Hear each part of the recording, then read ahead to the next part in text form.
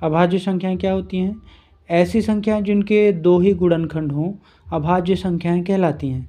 मैंने यहाँ पे कुछ संख्याएं लिखा हुआ है 2, 3, 4, 5, 6, 7, 8, 9, 10। तो यहाँ पे मैं एक एक करके सारी संख्याओं को बताऊंगा कि अभाज्य संख्याएं होती क्या हैं। जैसे पहले मैंने 2 लिखा है, तो यहाँ पे देखेंगे कि 2 के कितने गुणनखंड हैं। गुणनखंड का मतलब होता है ऐसी संख्याएं जो उस संख्या को पूरा पूरा भाग कर सके। 1 का पहाड़ा यदि हम पढ़ेंगे तो 2 आ जाएगा, 2 का पहाड़ा पढ़ेंगे तो भी 2 आ जाएगा। इसका मतलब 2 के कितने गुणनखंड हो गए? 1 और 2। इसी प्रकार 3 का गुणनखंड चेक करेंगे, 1 और 3, यानी 1 का अगर हम लोग पहाड़ा करेंगे या भाग करेंगे तो 1 से 3 भाग चला जाएगा। इसी प्रकार 3 से 3 को भाग करेंगे तो 3 से भी ये भाग चला जाएगा।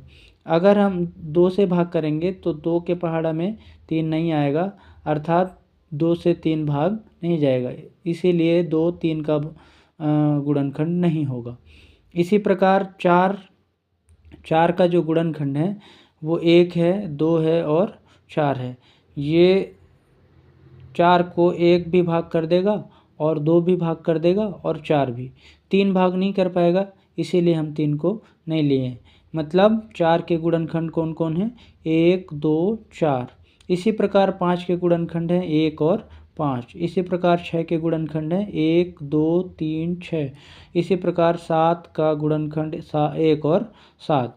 तो यहाँ पे ध्यान से देखिएगा तो 2 का सिर्फ 2 ही गुणनखंड है, 2 का सिर्फ 2 ही गुणनखंड है, और 3 का भी 2 ही गुणनखंड है।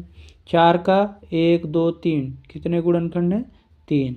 यहाँ पे 5 का 2 गुणनखंड है। यहाँ पे 6 का जो है 1, 2, 3, 4 कितने गुणनखंड है? यहाँ 4। इसी प्रकार 7 की कितने गुणनखंड है? 2। इसी प्रकार जो है 1, 2, 3, 4 8 का कितने गुणनखंड मिला हमको? 4। और 9 का 1, 2, 3 इनका भी 3 गुणनखंड है, और 10 का 4 गुणनखंड। तो यहाँ पे देखेंगे जिनका भी 2 ही गुणनखंड है, ऐसी संख्या जिनका 2 ही गुणनखंड है वो संख्या को हम लोग टिक लगाएंगे। ये वाला 2 जो है 2 का 2 ही गुणनखंड है, जैसे 3 का भी 2 ही गुणनखंड है, और 5 का 2 गुणनखंड है, और 7 पर 2 गुणनखंड है, बाकी का 2 से ज़्यादा गुणनखंड है।